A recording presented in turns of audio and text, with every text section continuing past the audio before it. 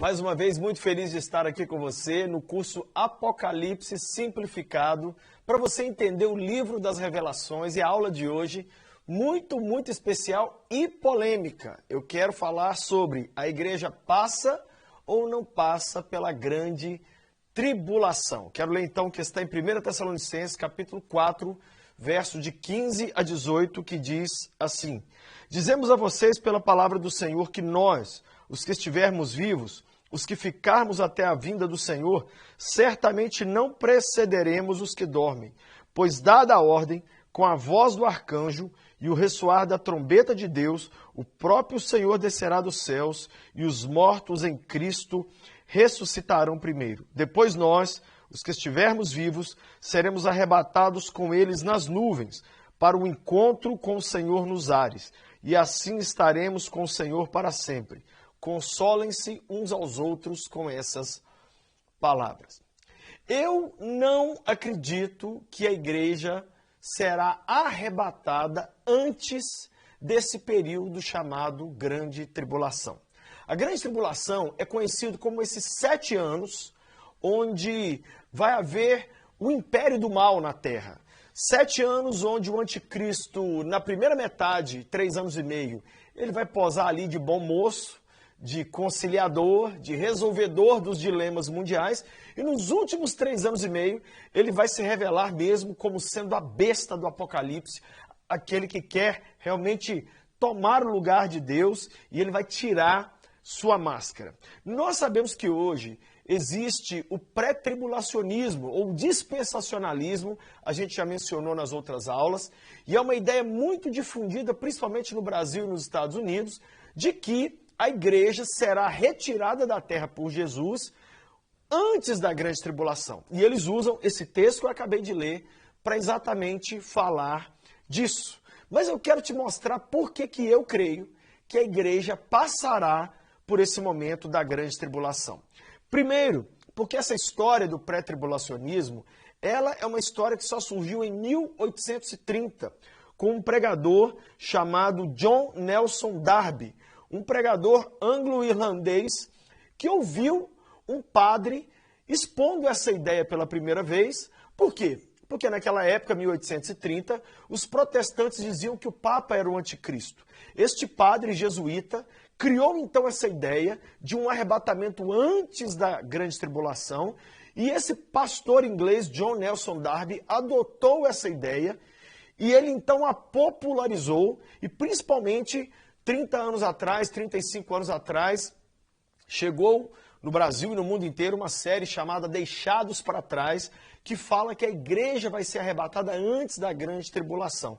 Isso popularizou essa ideia, mas eu queria te dizer o seguinte: durante 1830 anos, nenhum cristão da face da terra achava que a igreja seria retirada antes da grande tribulação. Então nós estamos falando de pessoas como São Tomás de Aquino, Santo Agostinho, todos os reformadores, Calvino, Zwinglio, Lutero. Nós estamos falando dos apóstolos, nós estamos falando dos pais da igreja, dos cristãos da igreja primitiva. Durante 1830 anos, todos os cristãos tinham uma absoluta certeza de que passariam pela grande tribulação. Essa história, essa ideia, então, é uma ideia relativamente nova. E eu confesso para vocês que quando eu comecei a estudar o Apocalipse, muitos anos atrás, eu já entrei de cara aderindo a essa ideia, porque era a ideia que todo mundo na minha igreja pensava, mas depois de estudar muito, ler muito o que tinha sido escrito em inglês e em português,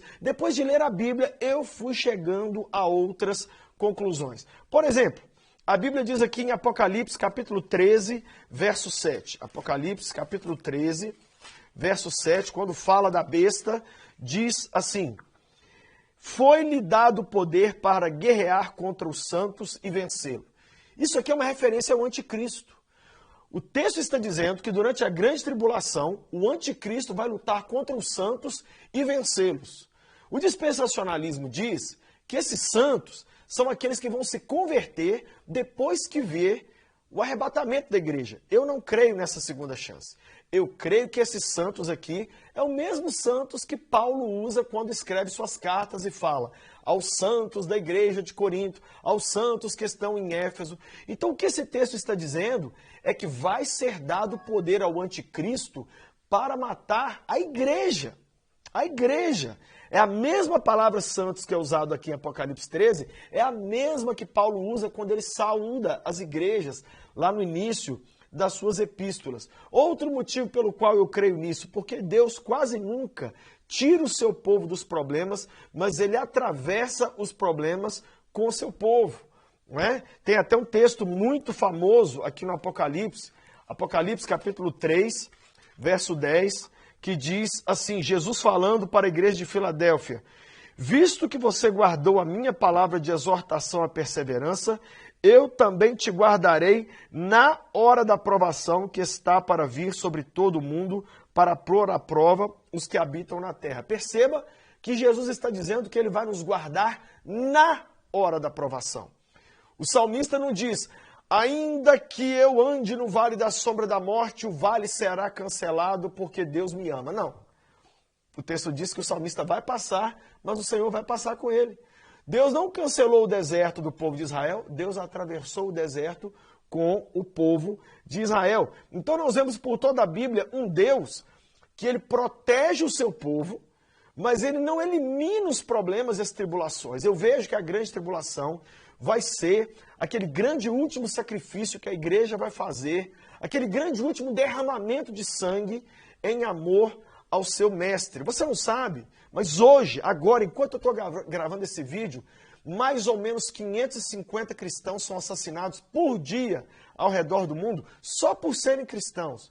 Não é por causa da ideia política deles, não é porque compraram e não pagaram, não é porque mexeram com a mulher dos outros, morrem por serem cristãos. Um assassinato a cada 3 minutos.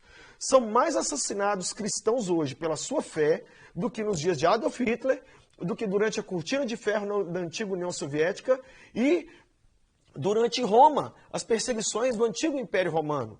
Então nós vemos que Deus permite seu povo sofrer. Deus permite o sangue dos mártires ser derramado. Outro motivo, porque eu acredito que a igreja não será arrebatada antes da tribulação, mas vai passar por ela. É porque eu prefiro estar errado e ser arrebatado antes da tribulação do que crer que serei arrebatado e de repente dou de cara com uma grande tribulação e um anticristo, e eu não estou preparado para isso. Deixa eu te falar uma coisa, a pandemia que vivemos, você estava preparado para ela? Eu creio que a grande maioria de nós não. É muito importante essa aula porque ela fala de como nos preparar. Se você crê que Deus vai te eliminar, te poupar de uma tribulação, você vive um cristianismo mais relaxado. Ah, eu sei que antes do anticristo chegar, Deus me tira daqui, então eu vou ler a Bíblia de qualquer jeito, eu vou orar de qualquer jeito, eu vou me santificar de qualquer jeito. Mas se você vive como os cristãos viveram durante 1830 anos, acreditando que a igreja passaria pela grande tribulação, isso tem um reflexo direto na sua pureza, na sua integridade e na sua forma de caminhar com Jesus hoje. Então eu não tenho problema de ser gozado lá na frente. Aí, Lucinho, ó, bobão, fomos arrebatados antes da tribulação. Quem dera que fosse assim, mas eu prefiro isso do que não me preparar para entrar para uma tribulação e cair de cara nela. Também porque eu creio que a grande tribulação será marcada pelas 2 testemunhas em Jerusalém, que para mim são Moisés e Elias, e pelo surgimento do anticristo. Ou seja, nós estamos aqui hoje, de repente vai surgir esse cara, esse Salvador. Eu não sei se você viu a série Messias da Netflix, um cara extraordinário. A única diferença é que aquele cara lá não era um líder político, mas o anticristo vai ser um líder político. Nós vamos falar disso daqui a 2 aulas. E de repente o mundo inteiro vai se dobrar diante desse cara, mas aqueles que têm o nome escrito no livro da vida não vão aceitá-lo. E esses serão perseguidos pelo anticristo e pagarão com a própria vida. Pagarão com a própria vida. A igreja vai entrar nesse momento. Outra coisa, eu creio que após a volta de Jesus haverá o juízo final e a eternidade. Então eu não creio em 2 voltas de Jesus. Uma volta invisível para levar a igreja antes da tribulação e uma volta visível para levar o seu povo depois da grande tribulação. Eu não acredito nisso. Eu creio que essa cena que nós lemos aqui em 1 Tessalonicenses 4, essa cena é a única cena da volta de Jesus. Que se dará quando? no final da grande tribulação. Depois que o anticristo fizer tudo, massacrar quem ele quiser, a igreja, perseguir o povo de Deus, lá no final, Cristo vem fisicamente, os mortos em Cristo ressuscitam, são arrebatados e ali naquele momento já desce com Cristo em glória para estabelecer o seu reino e matar o anticristo e triunfar sobre o mal aqui na terra. Por que eu creio também nisso? Porque anula a famosa segunda chance de conversão que outras teorias apresentam. Eu não acredito nessa segunda chance, não é? Eu não acredito nisso. Pense bem, use a lógica comigo. Nós estamos todos aqui. De repente, 1 bilhão de pessoas que seguem Jesus desaparece. 1 bilhão de seguidores de Cristo somem do dia para a noite. O que os outros 6 bilhões vão pensar? Meu Deus, minha avó falou disso. Olha, os vídeos no YouTube estavam falando que esse arrebatamento aconteceria. Por que esses 6 bilhões que ficariam aceitariam a marca da besta, vendo que 1 bilhão desapareceu do nada? Então o dispensacionalismo, ou essa ideia do arrebatamento antes da grande tribulação, não faz lógica nem no sentido intelectual. Porque os que ficarem vão falar, meu Deus do céu, olha bem, sumiu o povo cristão e agora aparece esse homem dizendo que é o Salvador, eu não vou aceitar a marca dele. Por isso que essa ideia não faz nenhum sentido e eu prefiro ficar com a ideia que a igreja cristã teve durante esses quase 2000 anos. Essa ideia do arrebatamento antes é muito popular agora, mas quase todo o cristianismo acreditou dessa outra forma.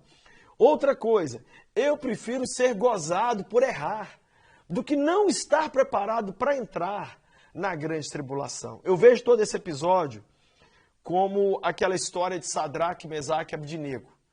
O rei Nabucodonosor falou, negue o seu Deus, senão vocês serão jogados na fornalha de fogo. Aí eles responderam, ó rei, fica sabendo o seguinte, o nosso Deus tem poder de nos livrar dessa tribulação, mas se ele não livrar, ele vai entrar dentro dela, junto com a gente. E foi o que aconteceu. Deus não desligou a fornalha, Deus não mandou chover em cima da fornalha, Deus não matou Nabucodonosor, Deus deixou os seus servos entrar na fornalha ardente. Eu acredito de todo o coração que a igreja vai passar pela grande tribulação, mas nós seremos fortalecidos por Cristo e nós vamos vencer. Como que a igreja vai vencer a besta e o falso profeta? Derramando seu sangue, não negando Jesus. A vitória da igreja não vai ser matar o anticristo nem o falso profeta. A vitória da igreja vai ser derramar o sangue para provar que são Jesus freaks mesmo, que são loucos por Jesus. Então esse texto que nós lemos no início de 1 Tessalonicenses, para mim, é a única volta de Jesus que vai acontecer no final da grande tribulação. Respondendo então bem claro a pergunta, eu acredito que a igreja passa pela grande tribulação, sofre perseguição, o anticristo vai ter poder para destruir o povo santo, nós não vamos aceitar a marca do anticristo, no final Cristo vem, arrebata para o céu aqueles que já morreram em Cristo e vem os exércitos celestiais junto com ele, e aí toda a noiva de Jesus unida vem para fazer guerra contra o anticristo na famosa batalha do Armagedon, que nós vamos ver numa aula logo para frente. Eu não sei como é que está a sua vida, mas eu quero desafiar você a se tornar essa pessoa preparada. Quem sabe você vai dizer, Lucinho, eu não creio como você. Eu acredito que a igreja vai ser arrebatada antes. Ok, não tem problema nenhum com a sua visão. Mas a minha pergunta é, se você estiver errado, você tem estrutura hoje para passar por uma grande tribulação? Você tem estrutura hoje para enfrentar um anticristo e não poder ir a um supermercado fazer uma compra porque não tem uma marca de um nome de um grande líder mundial? Querido Deus, eu abençoo cada pessoa que está me assistindo e eu quero te pedir, Senhor, crendo essa pessoa como for, ajuda-nos a estar preparado para a tua vinda. Que a igreja não te negue, nem sendo arrebatada antes, nem passando pela tribulação. Eu não sei como essa pessoa crê, mas eu creio que passaremos. E se preciso for, derramaremos nosso sangue para provar nossa lealdade, nossa fidelidade ao Senhor, como hoje, mais de 500 cristãos todos os dias morrem por amor do teu nome ao redor do mundo. Eu abençoo cada um, cada uma, em nome de Jesus. Até a próxima aula.